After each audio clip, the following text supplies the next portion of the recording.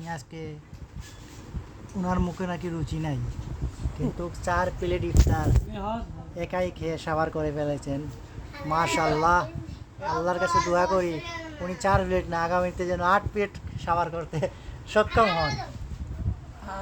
এখন খুব ক্লান্ত, এই দেখুন খাওয়ার পরে আর জায়গা থেকে উঠতে পারে নাই, এখানে শেষ।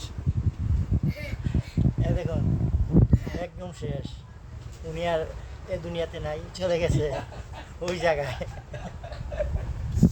আমাদেরকে বলতেছেন যা বলবার। উনি এখন আমাদের নসিহত পেশ করবেন। এখন উনার নসিহতে আমরা চলার চেষ্টা করব ইনশাআল্লাহ।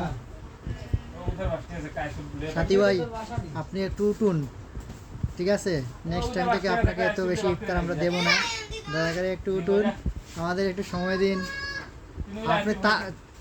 আপনি চোখ খুলতে হবে, ঠিক আছে? আপনার তো যা অবস্থা, মনে হচ্ছে আল্লাহর বাড়িতে চলে গেছেন।